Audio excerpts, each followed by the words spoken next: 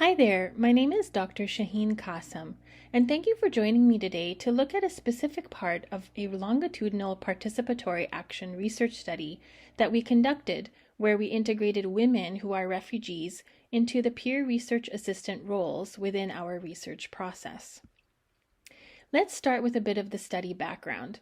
Forced migration is a global health crisis that has existed for centuries, yet innovation on research approaches has progressed quite slowly. We know that forced migration impacts certain populations more than others. We focus our research on addressing the mental health needs of women, specifically mothers of childbearing age, and who experience numerous health disparities, including higher rates of depression, higher rates of social exclusion, and lower socioeconomic status. We focused our inquiry on the over 13 million Syrians that have been forcibly displaced since the start of the Syrian civil war in 2011. In Canada, over 50,000 Syrian refugees have resettled through varying resettlement programs, but very little is understood on how these mothering women have coped with this resettlement. The overarching research question that guided this study was, what do Syrian mothers perceive as supportive to their integration process?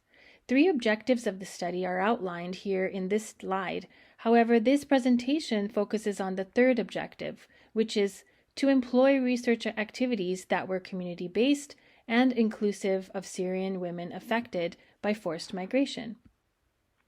This study employed a longitudinal research design using participatory action research approaches.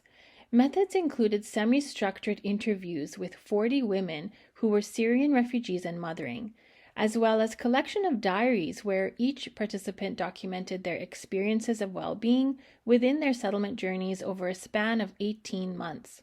The unique method we focus on is the integration of peer research assistants. From here on, I will refer to peer research assistants as PRAs. We grounded our work in values of relational reciprocity, cultural safety, and inclusion, which informed how we defined PRAs. Our definition of PRAs included members of the Syrian refugee women population with lived experience of the mental health effects of resettlement, and we ensured inclusion of both Arabic-speaking and Kurdish-speaking women. All PRAs would be compensated for their input, their time, their skills, and their expertise in varying ways, including honoraria and skill-building provision to enhance language skills, as well as opportunities for workforce entry. PRAs would have opportunities to build their capacity as leaders and resources in their communities. We integrated the PRA model into 3 key research process domains: data collection, data analysis, and knowledge mobilization. Data collection involved PRAs co-constructing recruitment strategies and data collection instruments, as well as recruitment of women and co-facilitation of interviews. PRAs and researchers met at least once a month to debrief and review questions and concerns related to the research and their own well-being. Data analysis involved PRAs verifying emergent findings, and knowledge mobilization involved PRAs generating ideas targeting the needs of Syrian refugee women who were mothering.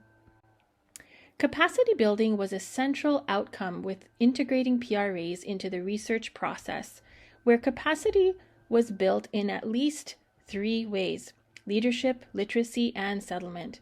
Being involved throughout the research process provided PRAs with opportunities to speak, lead discussions, and lead processes.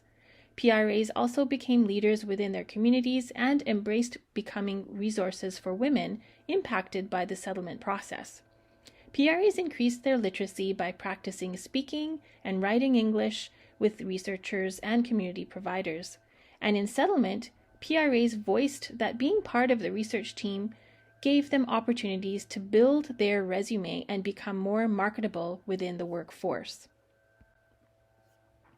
If you have any questions or comments about this work, please feel free to contact me. My email and Twitter handle are posted below. We would like to end by acknowledging our 4 PRAs, Marwa, Suzanne, Amal, and Esra, who are pictured in this photograph here, the 40 women from Syria who participated, the nonprofit organizations that facilitated this work, Dr. Joyce O'Mani, principal investigator of this research study out of Thompson River University, and Dr. Dancy Clark, researcher out of University of Victoria.